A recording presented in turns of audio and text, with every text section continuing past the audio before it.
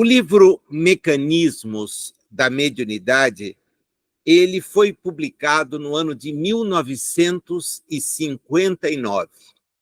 E é assim como Evolução em Dois Mundos, ele representa a construção de uma teoria desenvolvida por André Luiz a respeito de um assunto.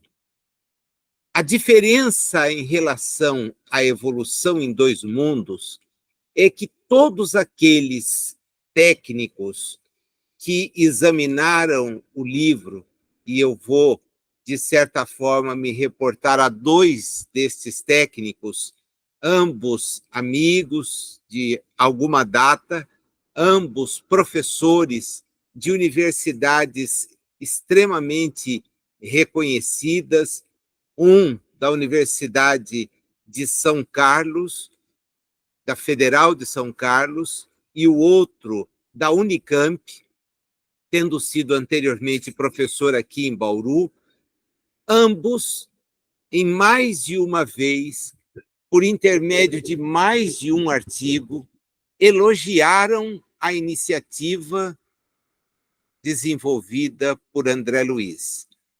Da mesma maneira que em Evolução em Dois Mundos, aqui também ele se valeu de dois médiuns diferentes.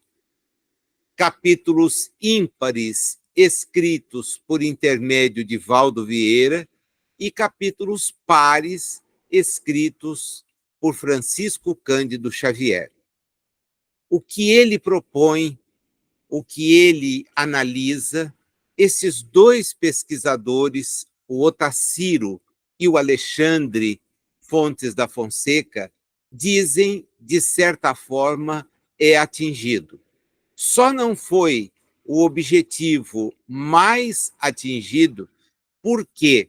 Porque a matéria tratada nesta obra exige dos espíritas que a elas se dedicam para reflexão, para debate, que tenham um fundamento teórico razoável para poder, então, entender assunto que, segundo eles, é abordado em nível universitário e não no ensino médio, muito menos ainda no ensino fundamental.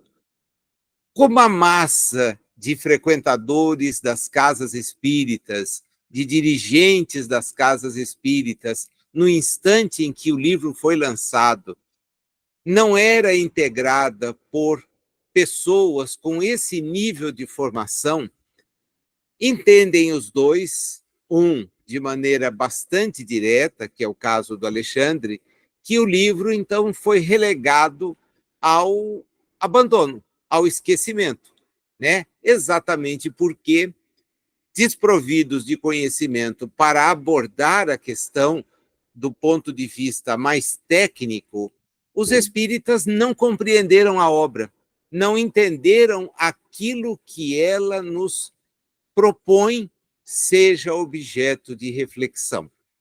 Na divisão do nosso estudo, nós então priorizamos, num primeiro momento, a análise dos capítulos que chegam até o número 1 dos pontos, na verdade não são os capítulos da obra, mas é uma abordagem a respeito do que disse Kardec, e nós vamos aprofundar hoje justamente esse aspecto. Os dois prefácios, um escrito por Emmanuel e outro escrito pelo próprio André Luiz, e o capítulo 1º, que dará, espero eu, uma ideia do que nós temos pela frente. O desafio que André Luiz se propõe e que nos convida, busquemos entender, é como se daria o processo mediúnico. Se vocês se recordam, e espero que sim, ele tem um outro livro em que ele examina essa questão da mediunidade. ele se denomina Nos Domínios da Mediunidade.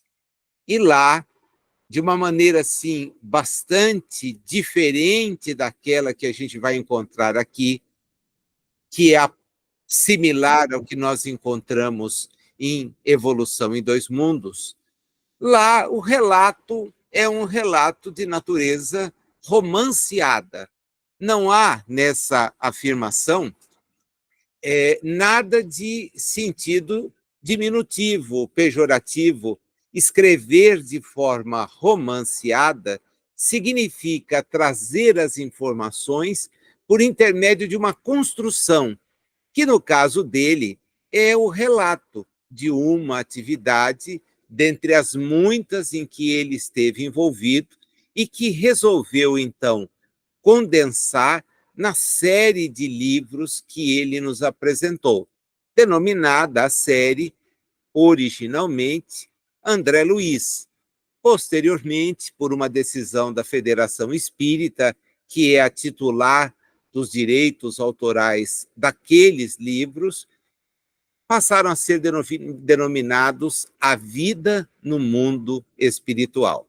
Essa é uma opção que a Federação fez, porém, a série, desde o princípio, é conhecida como a série André Luiz, e é integrada não só pelos livros apontados nessa nova coletânea, mas por outras obras. André Luiz nos legou escritos valiosos num conjunto de obras muito mais amplo, e, inclusive, não integram esta série livros que foram publicados dentro desse mesmo contexto, na mesma época. Foi uma decisão tomada pelo editor de fazer essa junção.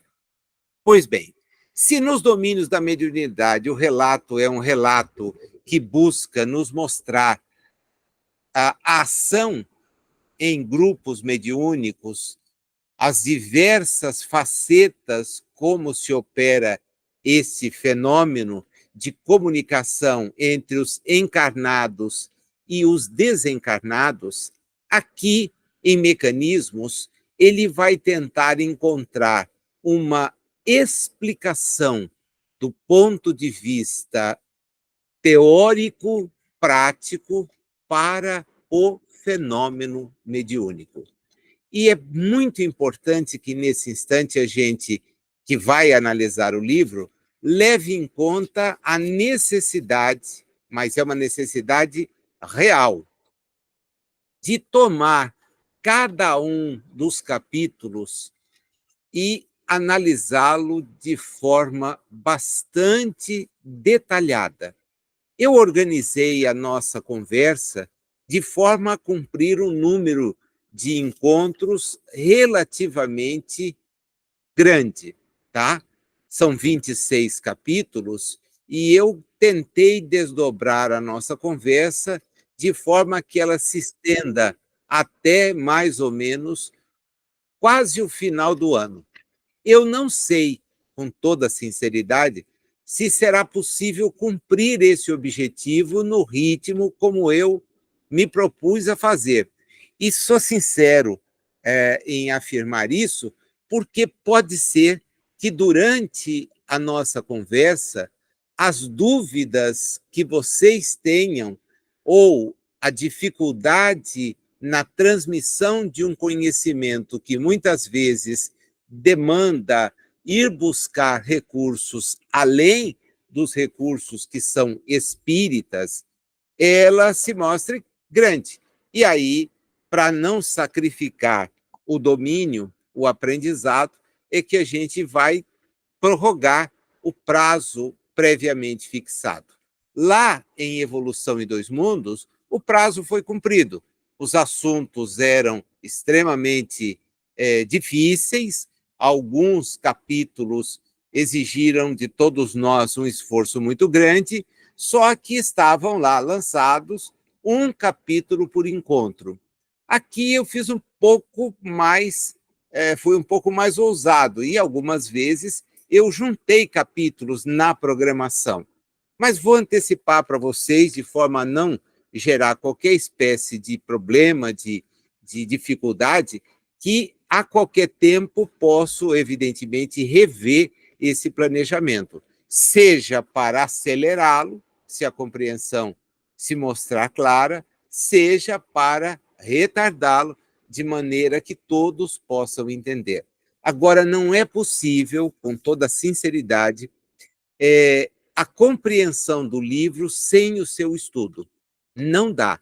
E se eu tivesse aqui a oportunidade de abordar nos domínios, e já tive a oportunidade de fazer isso, mas num grupo presencial, as eventuais dúvidas que surgissem da leitura de algumas colocações, nós rapidamente faríamos a explicação daquele trecho.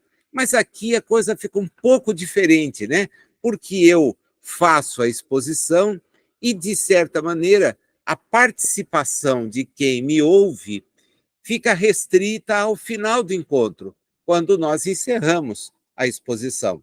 Não é o melhor método didático, longe disso. É um método que dificulta para aquele que participa sanar as suas dúvidas. Então, eu vou pedir a vocês duas atitudes bastante claras.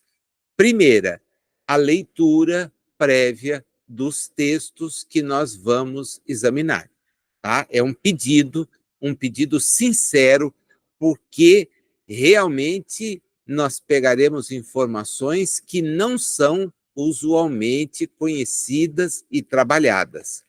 E segundo, que anotem as dúvidas que porventura tenham tido dessa leitura, para que nós possamos, num espaço que vamos abrir aí para que vocês possam se posicionar, para que vocês coloquem essas dúvidas e nós consigamos equacioná-las. Às vezes a dúvida de um também é a de outro, e nós conseguimos, com isso, trabalhar ambas as dúvidas. Como eu disse para vocês agora há pouco, Allan Kardec, particularmente em A Gênese, um livro que é, de certa forma, olhado com um pouco de, também um pouco de distância por parte dos espíritas, se preocupou muito em esclarecer a questão ligada ao fenômeno mediúnico. Alguém vai me perguntar, mas por que ele não fez isso em O Livro dos Médiuns? Porque o momento em que ele veiculou O Livro dos Médiuns era um momento diferente. Ele estava apresentando aos seus seguidores, aqueles simpatizantes do Espiritismo, no primeiro momento, apenas um guia de evocadores. É a primeira edição e primeira versão de O Livro dos Médiuns. Em O Livro dos Espíritos, também na sua primeira versão, primeira, segunda e terceira edições, Kardec apresentou inúmeras questões que depois foram retiradas desse livro, não estão na atual versão, e foram elas transferidas para O Livro dos Médiuns, porque ele entendia que era ali que a coisa ficava melhor posicionada. Mas a primeira versão do Livro dos Médiuns, então, era o Guia dos Evocadores. Como é que eu me aproximo do fenômeno mediúnico? Bom, parte da constatação e da certeza de que eu estou diante de um fenômeno sério, tá? Porque Kardec não era favorável a manifestações que não guardavam a seriedade. Ele, como espírito evoluído que é, não podia perder tempo com coisas que despertavam o interesse das pessoas de forma vulgar, né? As mesas que giravam em Paris atraíam as pessoas para o fenômeno, mas também para fraudes, e o interesse das pessoas que compareciam às sessões era o interesse frugal, aquele que o camarada tem, como quando consulta de uma forma assim, até de certo ponto injustificada, mas em larga escala desenvolvida, um enunciado do horóscopo.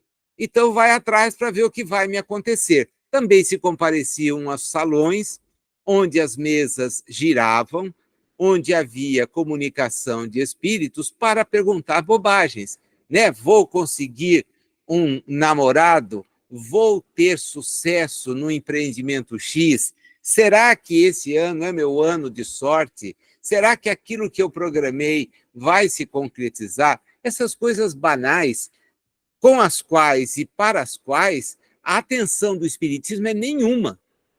Isto não é espiritismo. Não confundir manifestação de espírito que existe desde que há um deles reencarnado aqui, porque conta com a proteção de outro, e sob a forma intuitiva todos nós somos inspirados, somos, de certa maneira, como registram os espíritos, conduzidos, dirigidos.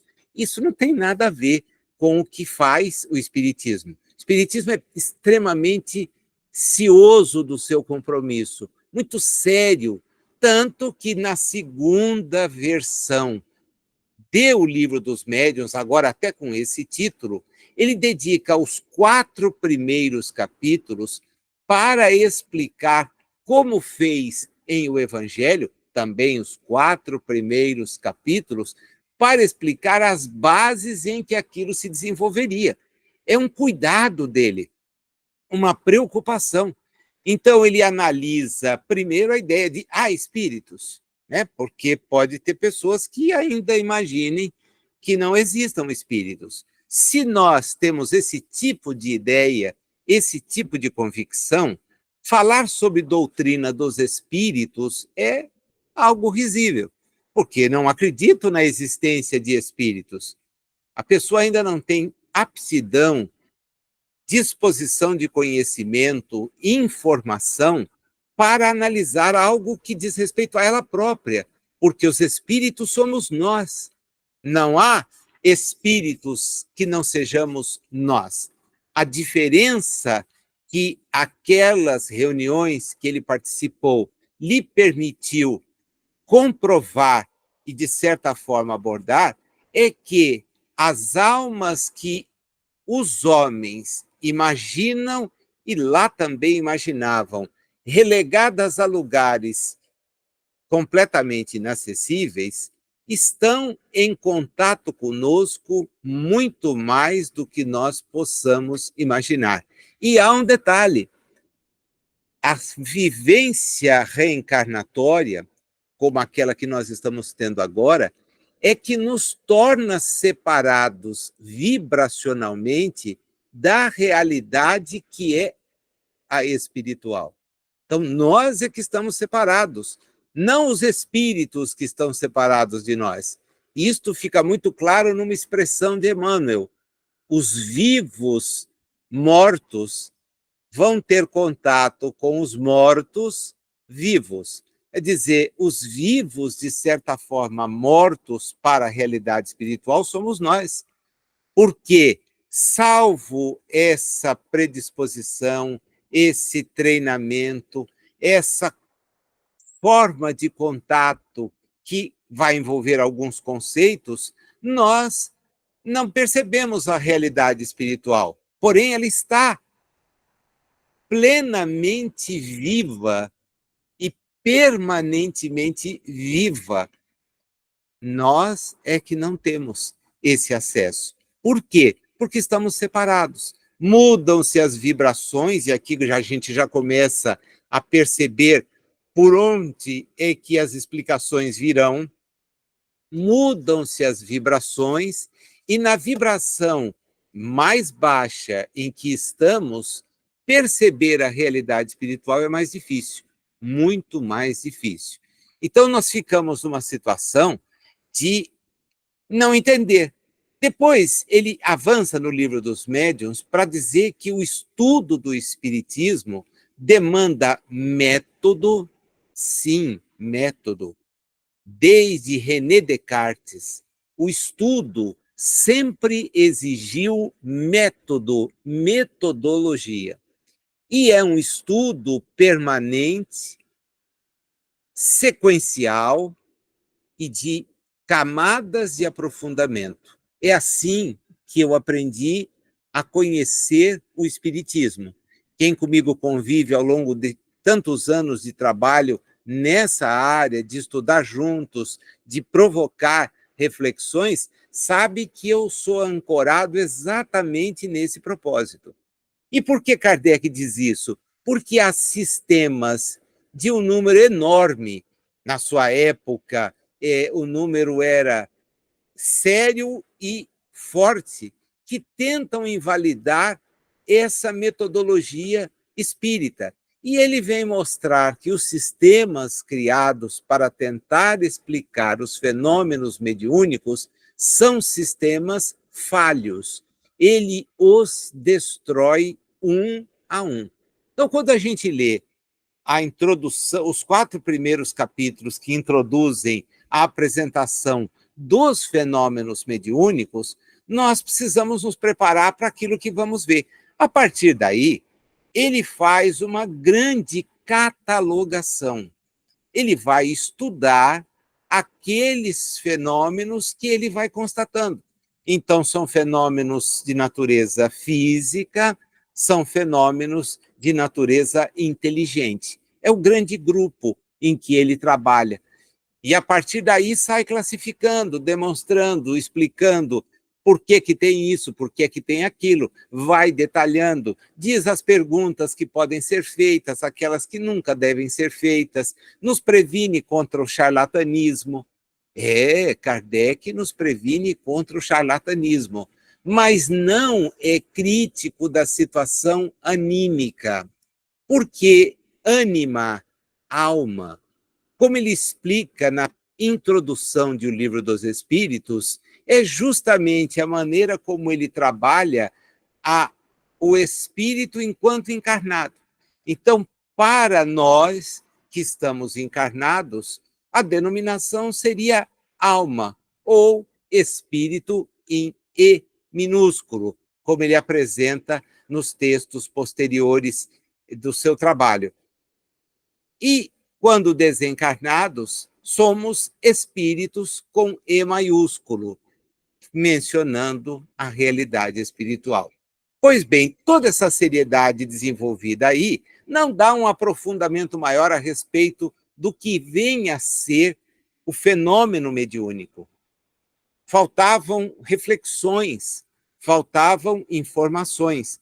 A Gênese, que é o seu último livro, é justamente a obra onde ele pode apresentar todas essas conclusões. Primeiro, varrendo para o lugar adequado conceitos que são aceitos como sendo verídicos e que ele diz não são nada mais do que nada menos opiniões e condizentes com uma época. Então, a ideia de um único casal povoando a Terra não tem lógica, ela não tem sentido, né? Isso não tem sentido. Como foi sem sentido imaginar que depois uma família voltou a repovoar a Terra?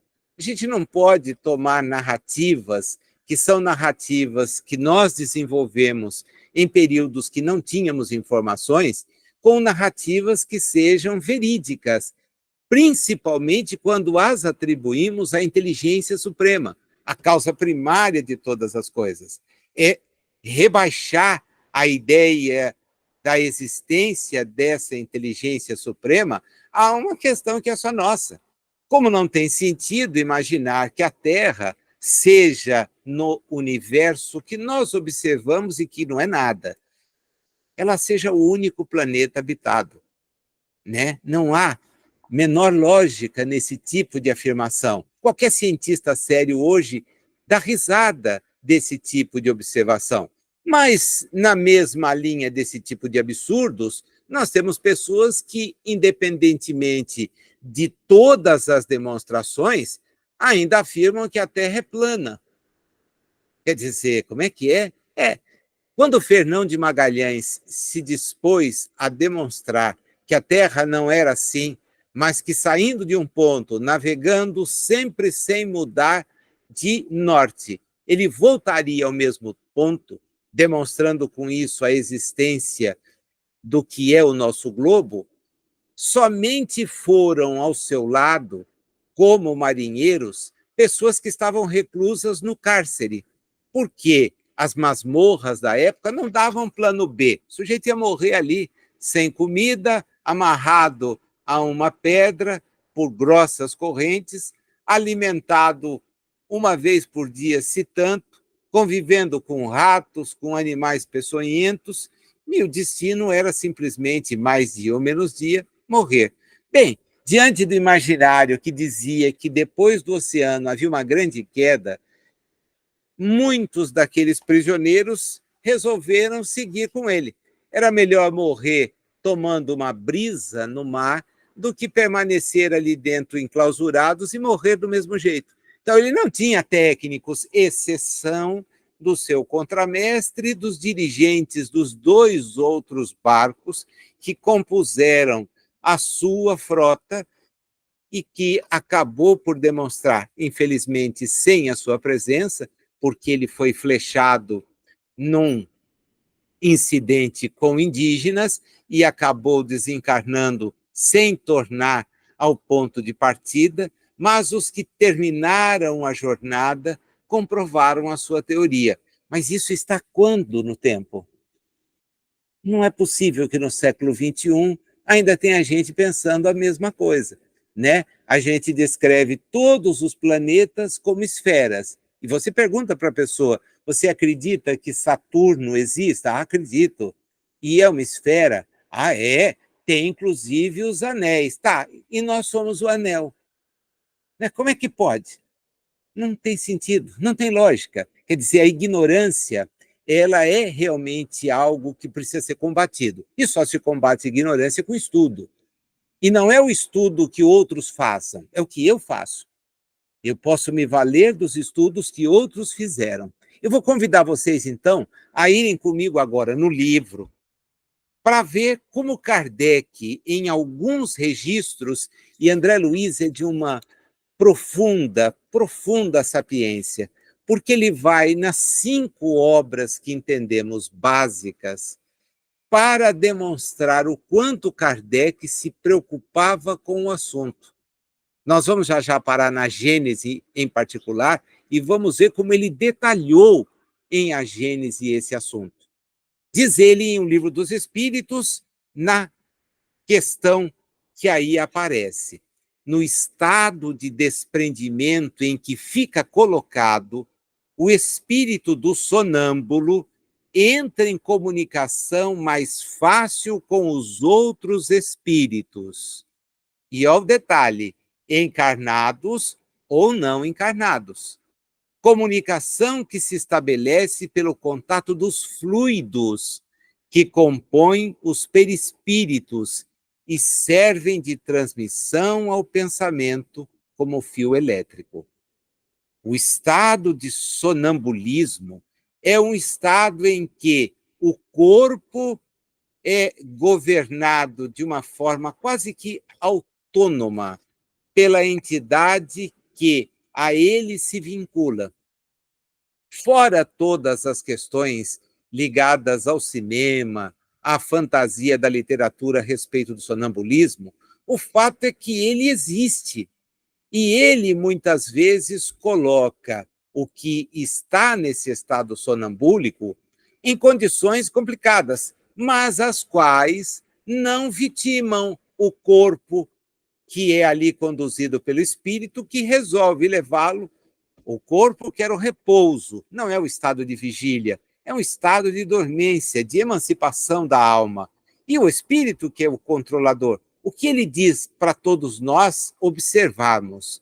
Neste estado, nós temos oportunidade de espiritualmente, mecanismo de comunicação entre espíritos, estar mais ligados a outros espíritos, estejam eles no mesmo estado que nós estamos, o sonambúlico, ou tenham consciência de que não estão no estado de vigília, em desdobramento, ou aqueles que estão na realidade espiritual. É uma questão muito simples. Lembra que eu disse que nós é que estamos, de certa forma, mortos? Então, nós recobramos o acesso à realidade na qual estamos mergulhados. Aqui há um mergulho para que pudéssemos ter a reencarnação. Provisório, não é o estado definitivo, porque o Jesus mesmo advertiu, o reino não é aqui. O meu reino não é daqui. A realidade onde vivo é espiritual, não é esta. Então não vai voltar para recobrar nada, para nomear ninguém preposto de nada. Isso são construções dos homens. Nós é que teremos que evoluir, ou passaremos milhões de anos reencarnando em mundos que ofereçam as mesmas condições que a Terra, às vezes até um pouco mais duras, a depender da nossa própria necessidade experiencial. Depois ele traz o livro dos médiuns, para nos dizer, salvo algumas exceções, o médium exprime o pensamento dos espíritos pelos meios mecânicos que lhes estão à disposição. E a expressão desse pensamento pode e deve mesmo, as mais das vezes, ressentir-se da imperfeição de tais meios. Olha o detalhe, a palavra mecânicos remete ao título do nosso livro, Mecanismos. Então, há, por parte de André Luiz, um estudo justamente dos mecanismos. Como é que se processa? Porque dentro de leis, e nós, como espíritas, vamos entendendo o funcionamento das leis divinas, são as leis e o domínio delas que permitem ao homem construir o seu progresso.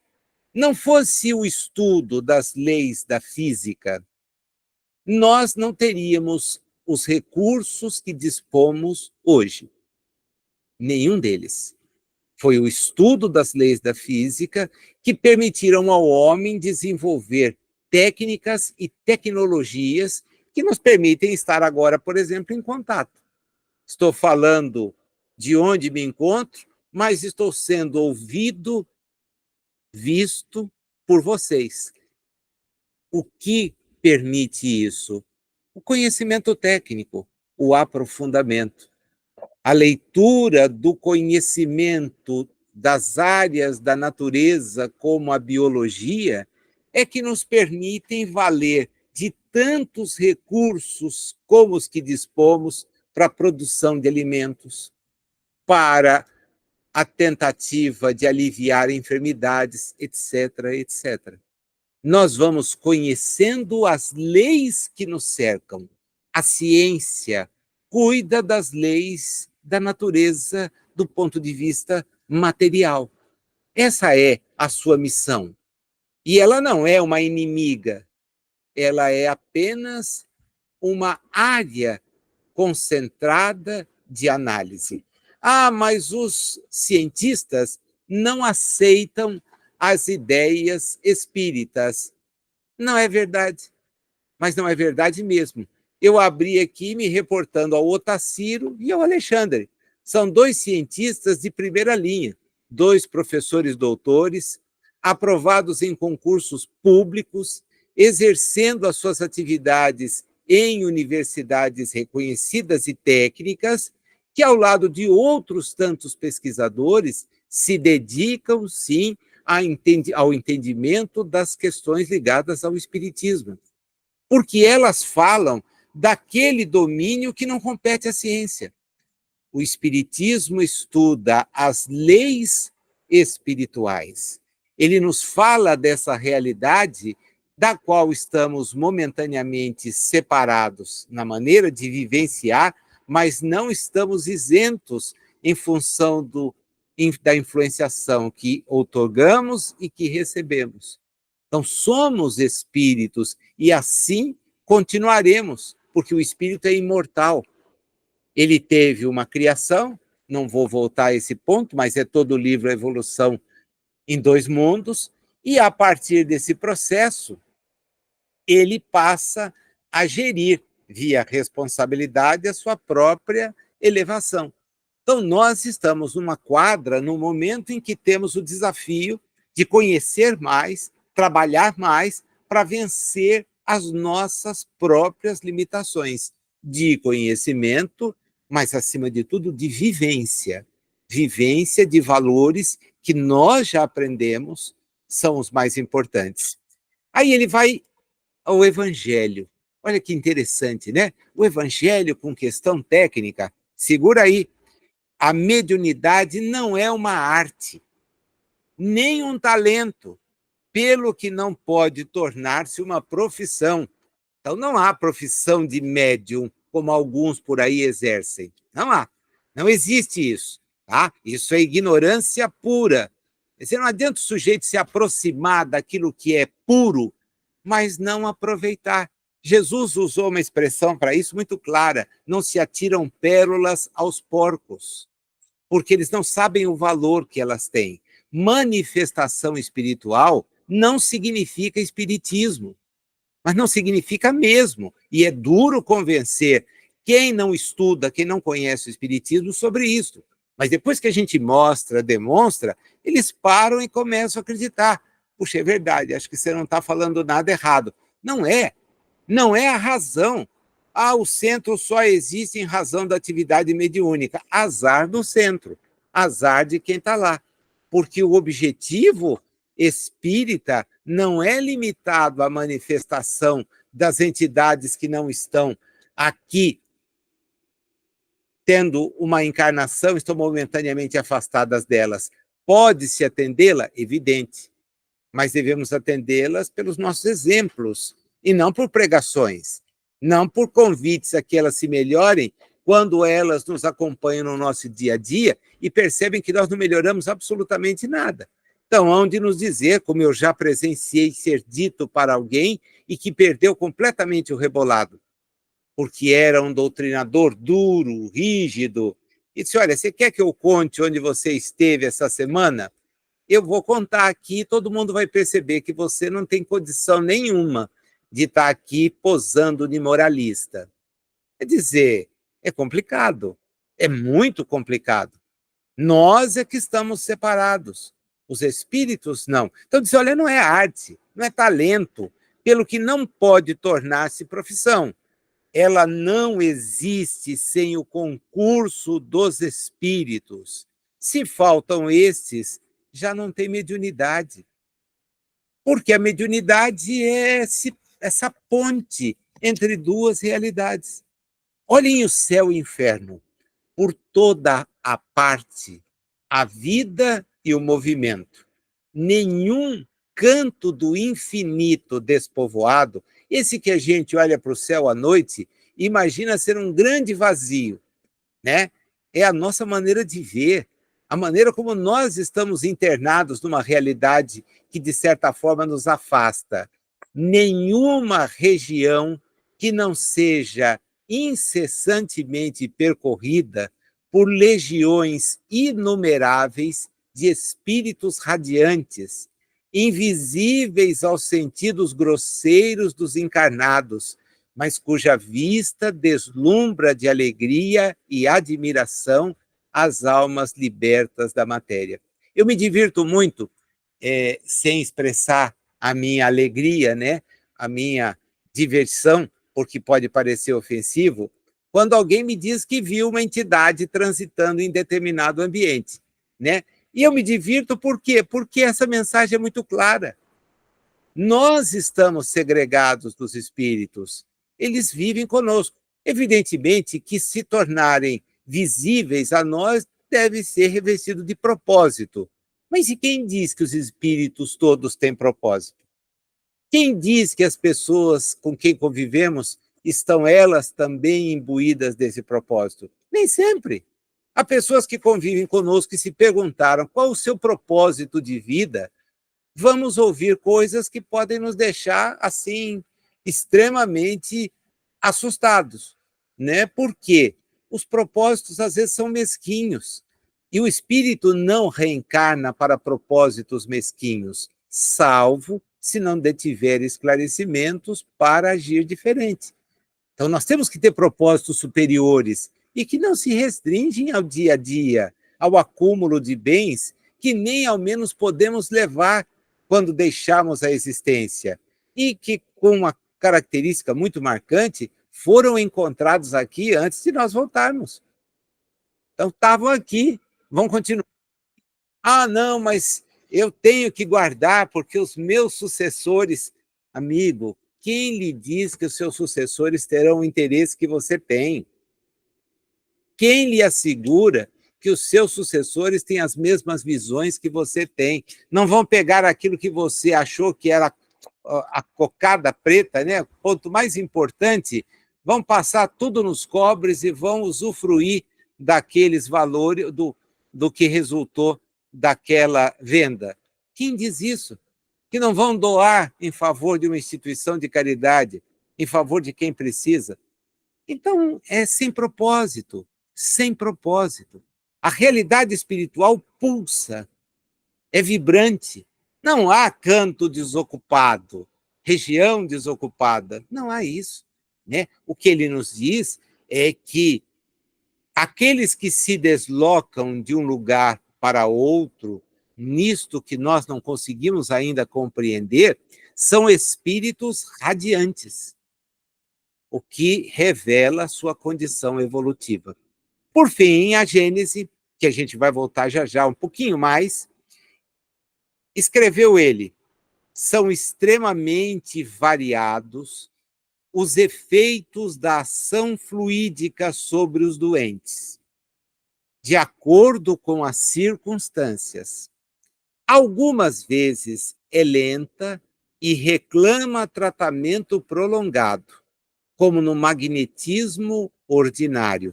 Doutras vezes é rápida, como uma corrente elétrica. Kardec estava se reportando naturalmente aos efeitos benéficos que, do ponto de vista espiritual, nossos organismos fisiológicos podem colher. Nós estudamos isso e a ciência se debruça sobre isso também hoje, quando analisa o passe. Rejeitada a questão do magnetismo pela ciência do século XIX, ridicularizada até, Mesmer e seus seguidores eram objeto de risadas por parte da academia. Hoje, estudiosos com grande dedicação conseguiram já identificar, analisar, comparar e comprovar melhorias substanciais em pessoas submetidas à aplicação do passe, que nada mais é do que uma transferência de energias, mas que se dá dentro de ordens diversas daquelas que nós podemos, num primeiro momento, imaginar. Porque o próprio Allan Kardec, no trecho destacado por André Luiz, diz: pode ser que o tratamento seja longo, o magnetismo ordinário, aquela transmissão de fluidos que são conhecidos como fluidos animais, tão estudados ao longo dos séculos XVIII, XIX, e, por que não dizer, também no século XX. Mas ele fala de outras ordens de ideias e de vibrações, que ele faz ligar, naquela época, a Gênese é de 1868, ele faz ligar à questão da corrente elétrica, né? Leva em conta as informações que à época estavam disponíveis. No prefácio que Emmanuel escreveu, eu gostaria de destacar, porque não dá para que a gente faça a sua análise tão profundamente, seria um encontro só para fazer isso, né? E eu disse que fui, às vezes, tentei dar um ritmo mais apressado aos nossos estudos, até para motivar o envolvimento. Quando a gente fala que vai estudar alguma coisa em longo prazo, a pessoa se cansa antes de começar. Isso é uma característica de quem não gosta de estudar. Você diz: olha, quanto tempo vai durar o curso? Ah, vai durar 3 dias. Ah, eu vou. Nossa, 3 dias eu vou entender. Não vai entender nada, que é impossível a gente fazer o estudo de uma obra espírita em 3 dias. Mesmo as mal escritas, como a gente tem por aí de vez em quando. Mas não dá para fazer em 3 dias. Tem gente que não consegue ler o livro em 3 dias. Como é que vai analisar? Vamos estudar André Luiz no livro Nosso Lar em uma semana. Nossa, vou entender. Não vai, a gente faz recortes. Recortes. Como é que a gente vai estudar um assunto assim delicado em 10 minutos, 1 hora? Não dá mesmo, é coisa de todo dia. Depois de passar pelas várias manifestações que foram havidas por tudo que a gente pode imaginar, menos por mediunidade, porque a palavra não tinha a conotação que o Espiritismo lhe deu, né? Essa é a tarefa que Allan Kardec se desincumbiu e com muita maestria ele deu aos termos a adequada colocação.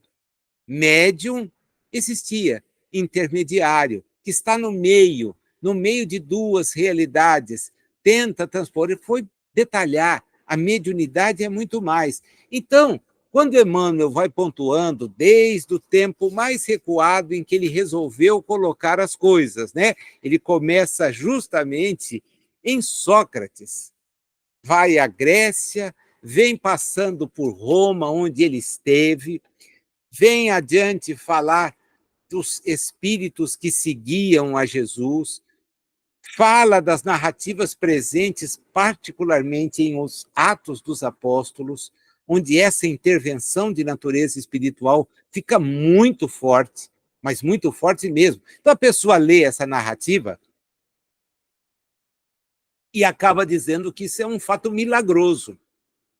Na Gênese, Kardec nos explica o que se deve entender por milagre. Um fato admirável que eu ainda não conheço. Porque quando eu conheço, ele até pode ser reverenciado, mas ele não está fora da natureza. É possível repeti-lo. A materialização de espíritos foi repetida inúmeras vezes. E agora, não mais um relato que alguém fez de algo que ficou sabendo, mas por grupos de pesquisadores que, à maneira de William Crookes, Ernesto Bozano e outros, fotografou e apresentou fotografias demonstrando.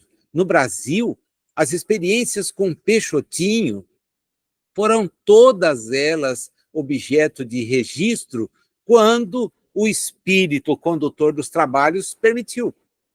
E esses registros, nós já tivemos a chance de apresentar num grupo de estudo, percorreram todos os gabinetes de quem estudava e muitos não se conformaram, dizendo que era uma fraude, e outros, ao observarem aqueles registros, se convenceram da seriedade do trabalho desenvolvido.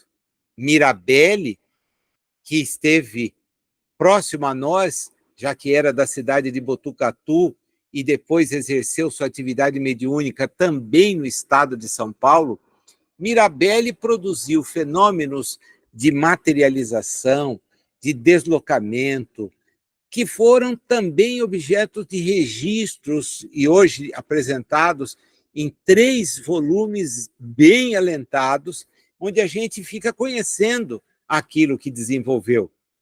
Então, são coisas que estão presentes sempre. Mas, diz Emmanuel, não foi assim que foram compreendidos, né? Ele vem para dizer que na igreja tais fenômenos aconteceram. E ele se reporta, como Clóvis Tavares também se reporta no livro A Mediunidade dos Santos, a alguns episódios muito, muito interessantes, envolvendo Teresa d'Ávila, José de Copertino, Swedenborg, todos fenômenos analisados e que comprovaram, olha, há algo aí que não é material. Como é que pode alguém, estando distante da sua cidade, um número absurdo de quilômetros, interromper o que está fazendo publicamente e dizer àqueles que estavam à sua volta: a minha casa está pegando fogo nesse instante e tudo que está lá está sendo consumido pelas chamas. Voltar um pouco aturdido e ver que as pessoas à sua volta não entendem o que aconteceu. Onde você esteve? Não sei, mas tive certeza que fui em casa e percebi um grande incêndio tomando conta daquele lugar e de outros que estavam próximos, destruindo tudo. Foram necessários vários dias para que chegasse ali a notícia, convidando-o a voltar rapidamente, porque tudo aquilo que lhe pertencia havia sido consumido pelo fogo. Ele, em emancipando a própria alma, no estado do espírito semi-liberto, como nos é possível, quando ocorre a libertação de uma vez, você desencarnou. Então, fique esperto, porque, olha, eu percebi, então, já acabou. Essa encarnação ficou para trás. Parcialmente, ele se libertou, foi lá, constatou e registrou. Isso estava documentado por gente séria ao seu lado. Mas a notícia chegou dias depois. E quando confrontaram dia e hora do evento, perceberam que coincidia claramente com o relato que ele tinha feito. No finalzinho, ele escreve para nós o seguinte, Emmanuel: compreendemos assim a validade permanente do esforço de André Luiz, que, servindo-se de estudos e conclusões de conceituados cientistas terrenos, tenta também aqui colaborar na elucidação dos problemas da mediunidade, cada vez mais inquietantes na vida conturbada do mundo moderno. Sem recomendar de modo algum a prática da hipnotismo em nossos templos espíritas, a ele recorre de escantilhão de lado para fazer mais amplamente compreendidos os múltiplos fenômenos da conjugação de ondas mentais, além de, com isso, demonstrar que a força magnética é simples agente, sem ser a causa das ocorrências mediúnicas nascidas, invariavelmente, de espírito para espírito. Em nosso campo de ação, temos livros que consolam e restauram, medicam e alimentam, tanto quanto aqueles que propõem e concluem, argumentam e esclarecem. Nesse critério, surpreendemos aqui um livro que estuda. Essa afirmação é fantástica. Ele não está dizendo que André Luiz está nos trazendo uma revelação. Ele está estudando um fenômeno, estudando. Se vale das informações disponíveis naquele momento na física, na ciência aplicada, e as reúne para nos dar as informações do livro. O que ele nos pede para ter em relação ao livro é a atenção, porque ele é um livro que estuda, tenta equacionar alguma coisa. Não resolve, como em Evolução em Dois Mundos, não resolveu. Estudou. Aproveitou a sua vida na realidade mais ampla, o seu contato com instrutores sérios e comprometidos com o progresso de todos nós, para trazer essas afirmações. Aqui, para que ele fosse melhor entendido, o que ele fez foi buscar o que estava disponível na realidade encarnatória. Porque se ele traz informações de uma realidade que nós não temos, de que elas nos servirão? De nada. Ele precisa tentar explicar as coisas a partir daqui, e vai fazer isso já já. No prefácio que ele escreve, com a psicografia do Valdo, o André Luiz apresenta, assim, todo o detalhe do empenho que ele precisou ter para escrever essas folhas, né? A preocupação de buscar em cientistas que, naquele momento, a humanidade reconhecia como valiosos, para pegar esses conhecimentos transmitidos por eles, dar uma costurada e nos apresentar os capítulos do livro. Alguns, nós veremos, são abordagens, reproduções do que está nesses livros.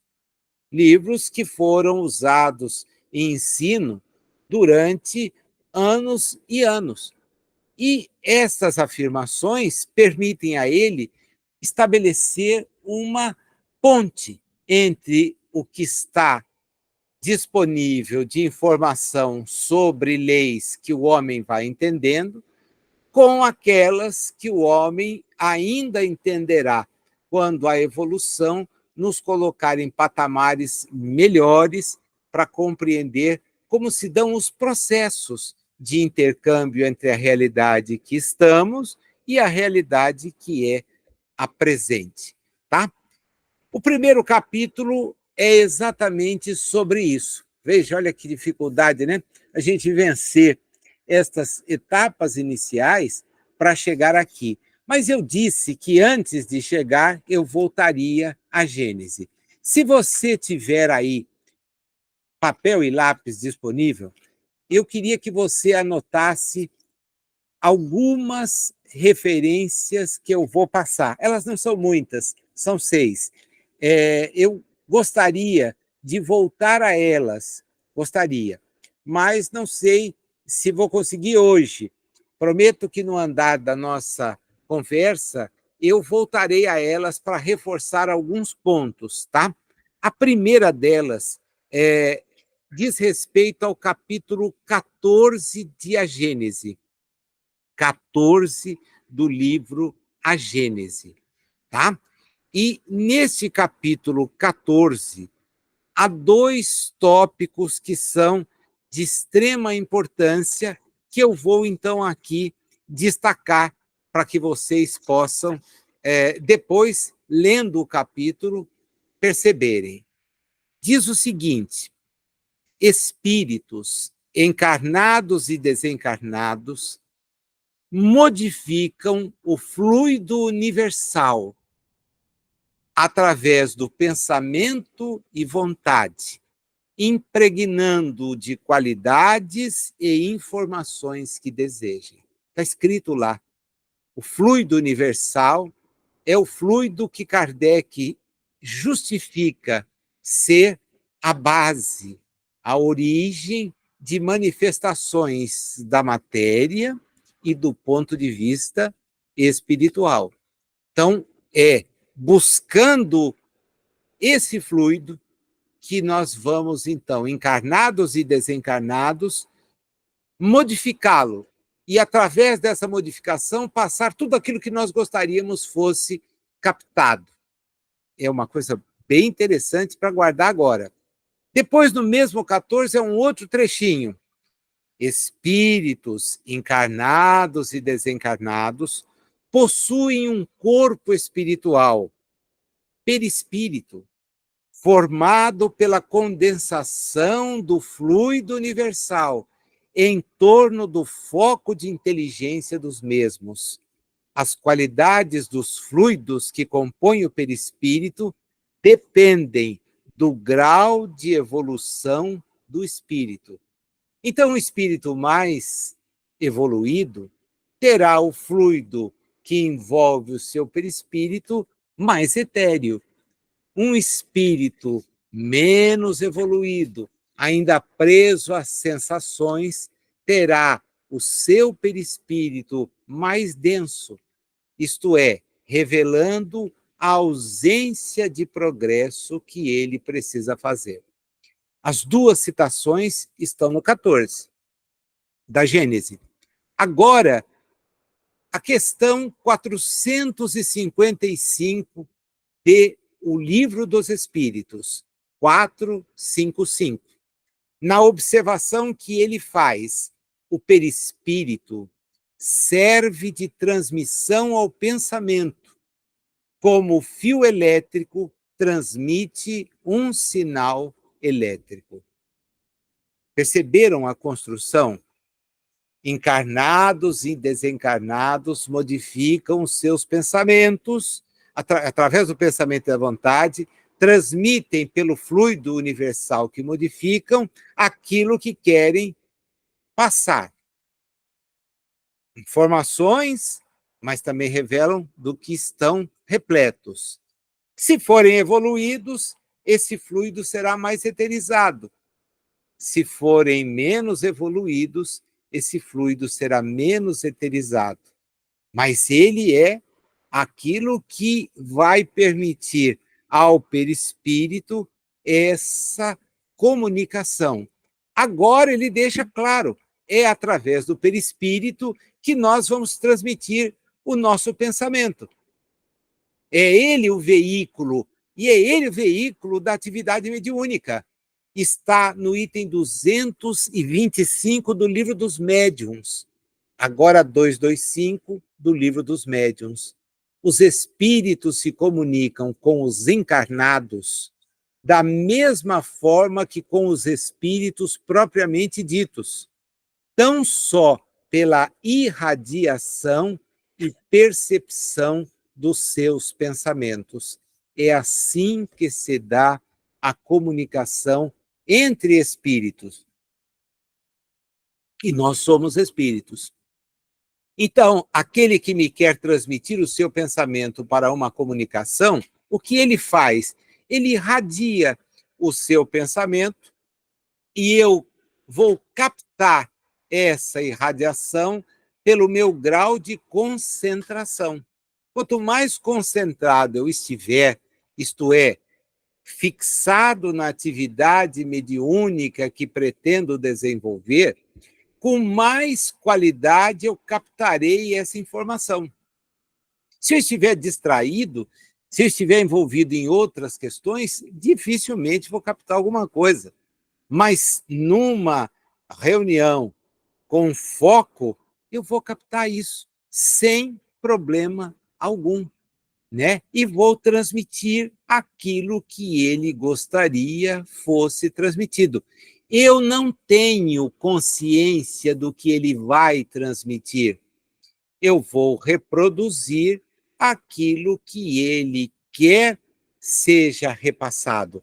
Mas vamos voltar aqui ao André Luiz antes, com imperfeições. Não é ele quem está trazendo a comunicação diretamente. Eu estou sendo a ponte que permite essa comunicação. Depois, anota aí, no item 51, as questões 13 e 14 do item 51, questões 13 e 14 do Livro dos Médiuns. Para um espírito desencarnado se comunicar com o do encarnado, o fluido do médium, através da sua expansão perispiritual, se combina com o perispírito do espírito desencarnado. É necessária a união desses dois fluidos para que a gente tenha comunicação. E o item 6º que eu disse passaria é o 225 de volta do Livro dos Médiuns. Os espíritos têm mais facilidade para responder por efeito de afinidade existente entre o nosso perispírito e o do médium, que nos serve de intérprete. Quanto mais afinizados forem os espíritos, mais claras serão as comunicações, mais evidentes os sinais de que ali está a ideia de alguém que não faz parte da nossa relação enquanto mantida com o médium. E o médium também se sente nessa hora seguro. Quando nós nos voltamos para lembrar do Chico em ação, nós veremos o Chico o tempo todo numa sintonia estreitíssima com o Emmanuel. Alguém vai dizer, mas o Emmanuel ficava o tempo todo ao lado dele, trabalhando? Nós temos que ser honestos e dizer que não. A linguagem é do pensamento. Alma boa e dedicada ao bem, o Chico mantinha sua sintonia vibracional o tempo todo expandida. Estava reencarnado, em condições de muita severidade, com dolécias, com dificuldades, mas sabia-se portador de uma tarefa que, para ser bem cumprida, demandaria essa assistência. E ele buscava a sintonia com Emmanuel diante das dificuldades que lhe apareciam.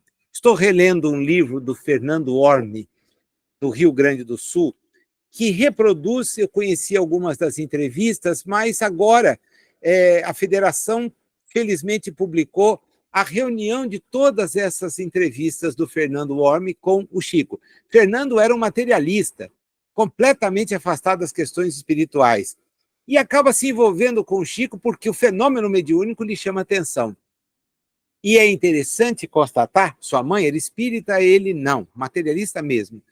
Depois se converte num grande estudioso da doutrina espírita e divulgador desse estudo. Ele faz questões para o Chico que são questões de grande interesse do ponto de vista das explicações que contém. E Chico responde sempre assim, olha, o Emmanuel me pede para que observe isso. E ele acaba colocando, então, nas respostas, entre aspas, não são dadas por escrito, salvo algumas, entre aspas, ele coloca a ideia que o Chico flui a partir dessa sintonia com Emmanuel. Isso tudo, gente, nos permite, então, entender o capítulo 1º do livro, Ondas e Percepções. Ele é distribuído em alguns itens, né? São vários itens. E ele começa justamente do básico, bem básico, né? Dizendo que há um esforço espiritual consolidado no século XX, a partir das manifestações espirituais ostensivas do XIX. Veja, quando os espíritos dizem que foi inaugurada uma nova época para a humanidade. Essa nova época começou ali, naquele momento. Foi quando Jesus, prevenido, nos havia preparado para esse momento. Acho de chegar um momento em que o Pai vai vos enviar esclarecimentos que hoje eu não posso dar. Por quê? Porque o desenvolvimento era rudimentar demais. Exigia desafios, vivências, mas muito rudimentares. Tanto que ser seguidor de Jesus no século I, II e subsequentes era candidatar-se à morte certa. A morte certa. Isso só diminuiu um pouco quando a atividade desenvolvida, aí já não mais pelos caminheiros, já não mais por aqueles seguidores próximos, ligados, essa atividade foi cooptada por outros interesses. Quando nós temos a Igreja e o Estado unidos, porque os interesses batiam de domínio, de exploração, de ter subserviência, etc., aí a coisa se perde completamente. A pureza de Jesus se transforma no sacrário. Ele passa a contar com uma terceira figura, o Espírito Santo, para compor uma trindade, porque era esse o ensino antigo de religiões que adotavam a forma trina das suas divindades. Então, a gente, no tempo, foi fazendo opções equivocadas. A sua mensagem desaparece. Ela cede lugar a uma busca incessante por milagres, e os milagres são para resolver os nossos problemas. É por isso que o sujeito busca a atividade religiosa, para se ver livre dos seus problemas. Quem sabe eu não consigo uma intervenção direta e paro de ficar doente, consigo um bom emprego em que eu não precise trabalhar, porque o sujeito não quer o do trabalho, ele quer aquele que ele ganha e não faça esforço algum, né? Ele espera esse tipo de socorro de facilidade. E se nada disso der certo, ele espera que a frequência a um organismo religioso lhe assegure um bom lugar no céu. E aqui a criatividade dos homens é imensa, porque não só promete, como vende parceladamente esse lugar no céu. A grande coisa que ninguém conseguiu ainda entender é que essa promessa não será cumprida. Essa entrega não acontecerá. Então, não vai ter lote de frente onde mora Deus, que está sentado no trono. Né? Essas são criações nossas. risíveis. Imaginar a inteligência suprema, a causa primária, num trono, com uma barba branca vastíssima, sendo incensado por criaturas que não têm condição nem de acender uma vela, quanto mais incensá-lo com seus cânticos. É ridículo, é primário, é muito infantil. Nós temos que mudar de patamar. O convite já veio. E os espíritos, então, a partir do século XIX, fazem uma revoada. Vêm realmente modificar a nossa maneira de conceber. É o que ele diz aqui. Depois daquela situação primeira, espíritos sábios, a inteligência, que vai compreender a Terra como ela é, um magneto de gigantescas proporções, constituído de forças atômicas condicionadas e cercado por essas mesmas forças em combinações multiformes, o que ele chama campo eletromagnético, em que o planeta, no ritmo de seus próprios movimentos, é tipificado. Nesse reino de energias, em que a matéria concentrada estrutura o globo da nossa morada e em que a matéria em expansão lhe forma o clima particular, a vida desenvolve agitação.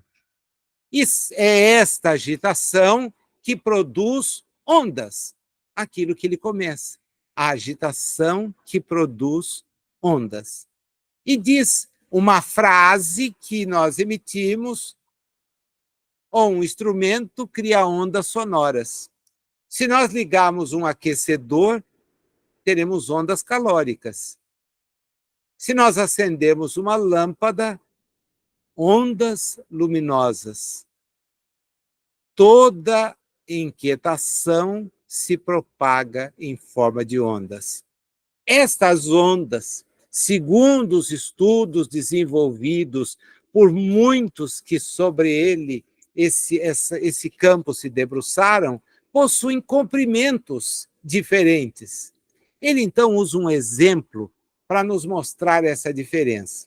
Se você pegar uma fina vareta, né, de pescar, e for batendo nas águas de um lago, ela vai produzir ondas pequenas.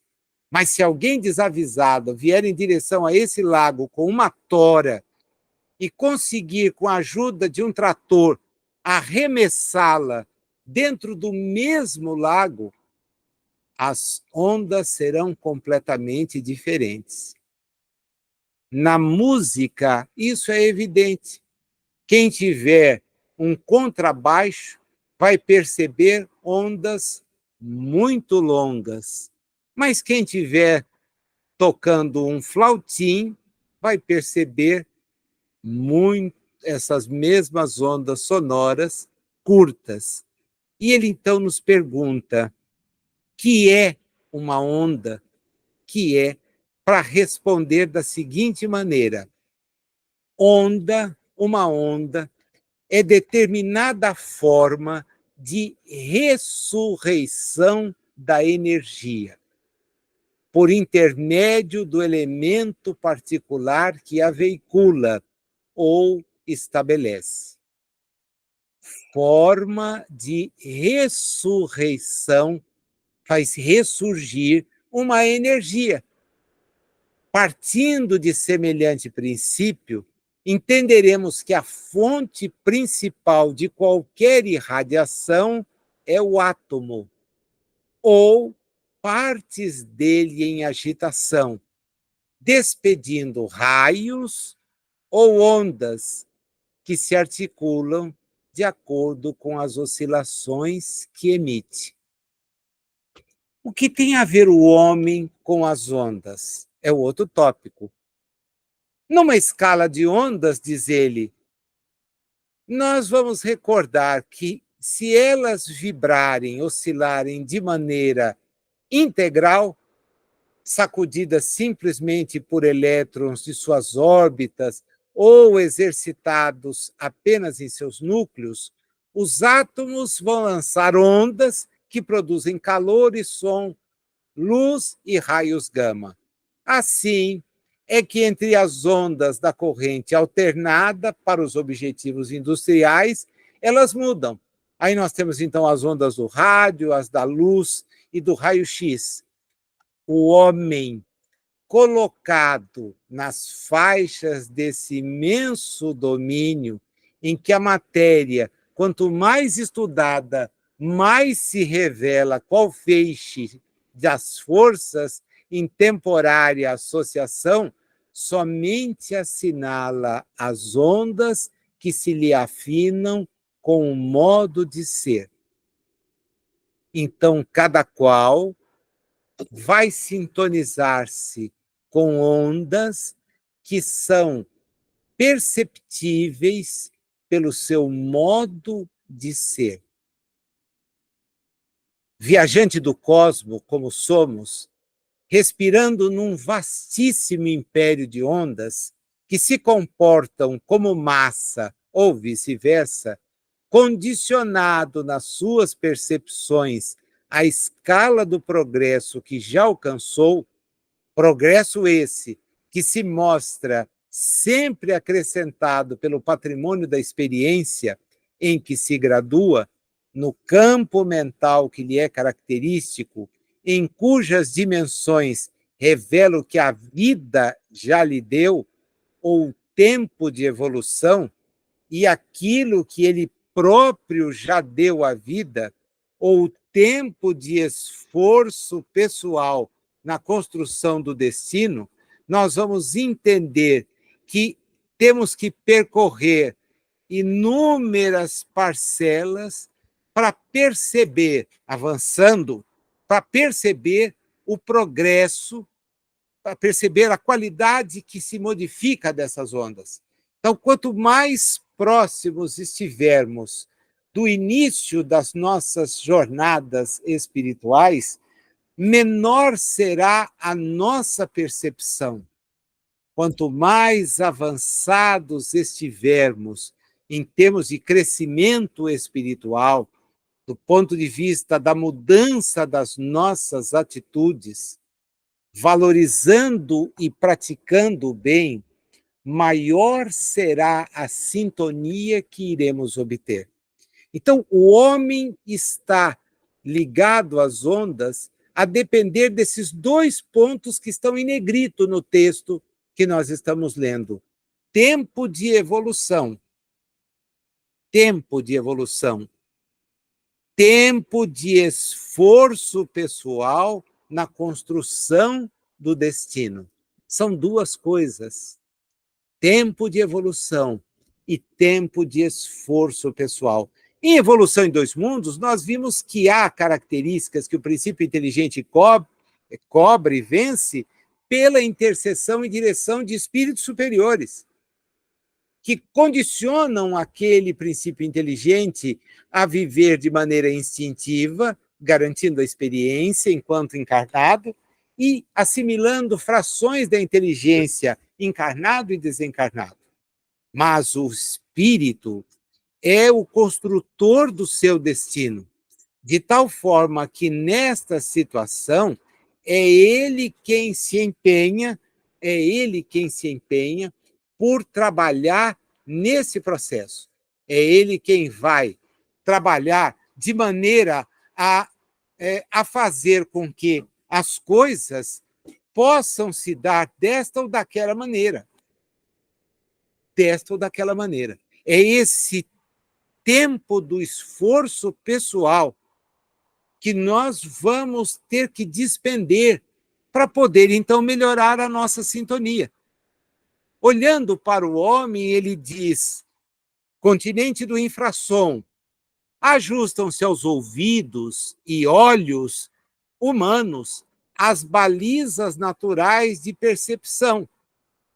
E nós vamos ver que abaixo de 35 a 40 vibrações por segundo, há estudos que mostram que isso pode chegar até 15, no máximo, abaixo de 15, não, nós não captamos nada, absolutamente nada. A onda existe, está ali presente, mas nós não conseguimos visualizar nem perceber. Da mesma forma como acima de 300.000 vibrações por segundo, os estudos de Hertz, nós também não vamos ter possibilidade de captar nada. Então, nossos corpos são estruturados para entender as coisas dentro da realidade encarnatória numa faixa. Lembra quando eu disse para vocês que a gente reduz a nossa vibração? A realidade espiritual não sofre essa limitação. As questões são diferentes, e é por isso que a gente diz, olha, a nossa comunicação se dá pelo pensamento. André Luiz, em múltiplas ocasiões, diz, eu pensei tal coisa, fulano já me respondeu. E aí eu percebi, puxa, não posso nem pensar, porque ele vai responder. Diz, olha, não pode mesmo, porque eu consigo captar aquilo que você não gostaria que eu captasse, mas que é uma dúvida útil para o que nós estamos vendo. E outras vezes não era útil. E ele sofreu o quê? A censura. André, as coisas não se dão assim. O juízo não pode se desenvolver dessa forma tão objetiva como você está tentando montar. Leve em conta tal ou qual realidade. Percebam, o nosso organismo fisiológico, quando estamos encarnados, sofre essas limitações. O que é muito baixo, não captamos. Os animais captam. O que é muito alto, nós não captamos. Aparelhos eventualmente captam, e há animais que se guiam sem ter, por exemplo, o instinto, o recurso da visão. Emitem ondas sonoras, quem já viu reportagens sobre os morcegos sabe do que eu estou falando. Emitem ondas sonoras e se desviam de obstáculos, chegam a alvos que querem atingir. Então, percebam como as coisas na própria natureza revelam a limitação dos nossos corpos. É por isso que ele escreve o tópico sons perceptíveis. Aumente-se a frequência das ondas, nascidas do movimento incessante do universo, e o homem alcançará a escala dos sons perceptíveis, mais exatamente qualificáveis das cordas graves do piano. Nesse ponto, penetramos a esfera das percepções sensoriais da criatura terrestre, porquanto, nesse grau vibratório, as ondas se transubstanciam em fontes sonoras que afetam o tímpano, gerando os tons de Tartini, os tons de combinação. Eleva-se o diapasão, sons médios, mais altos, agudos, superagudos. Quando chega nos 15.000 vibrações por segundo, não raro, o ouvido vulgar atinge a zona limite.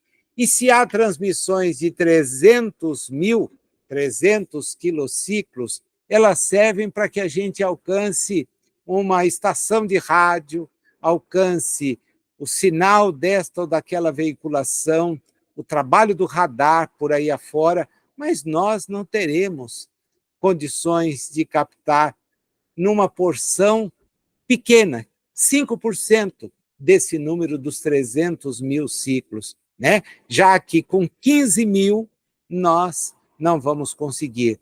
Registra ele animais como cães, por exemplo, que têm uma acuidade auditiva muito superior à nossa, chegam a 40.000 vibrações por segundo e as captam e latem, reagem, dando-nos o sinal de alerta.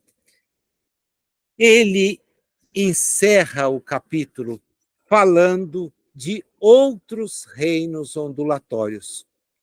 Nesse oceano da vida infinita, tem outros tantos reinos ondulatórios ofertando novos campos de evolução. Agora não é ao homem, é ao espírito. O homem é o espírito encarnado. O espírito precede a encarnação do homem, sucede a encarnação, que a mente ajustada às peculiaridades do planeta não consegue perceber. Sigamos através das oscilações mais curtas e seremos defrontados pelas ondas do infravermelho. Começam a luz e as cores que são visíveis ao olhar humano. As microondas, em manifestação ascendente, determinam nas nossas fibras intrarretinianas os potenciais que vão permitir, então, entender a escala das cores, né? Porque o branco, desenvolvida essa oscilação, vai acabar produzindo as cores do que nós chamamos o arco-íris: o vermelho, o alaranjado, o amarelo, o verde, o azul, o anilado e o violeta. No comprimento de onda em que se localiza o violeta, 4 por 10.000 de milímetro, os olhos humanos cessam de enxergar. Mas as oscilações continuam. Daí o desafio de tentar colocar para o espírito que está momentaneamente aqui, organizando uma atividade necessária à sua própria melhoria, aproveitar o convívio com a realidade espiritual de forma a torná-la produtiva para o seu crescimento. É a tarefa que Allan Kardec deu à mediunidade do ponto de vista espírita. Nós demos um primeiro passo, né? Tímido, porque o assunto é complexo. Mas eu acredito que, com o esforço de todos nós, não será difícil cumprir a jornada. De volta, vou pedir a vocês, registrem as dúvidas. Na medida que façam as leituras, observem aqueles pontos que não conseguirem ter domínio, para que a gente possa voltar a eles e trabalhar melhor, tá? Trabalhar melhor. Se tiverem alguma dificuldade na identificação dos trechos do livro, dos livros A Gênese, dos médiuns, dos espíritos e evangelho que eu citei, avisem que eu depois dou o item particularizado, transcrevo para que vocês possam ter acesso. Peço que vocês façam isso pelo canal de comunicação, no grupo aberto, a gente tem essa possibilidade, mas mantendo o contato, a Dani deixará lá uma forma de contatar e será possível, então, passar. Mas eu não localizei, você pode me dar o trecho? A gente repassa o trecho, embora seja nosso objetivo deixar essa aula gravada para que possa ser revisitada.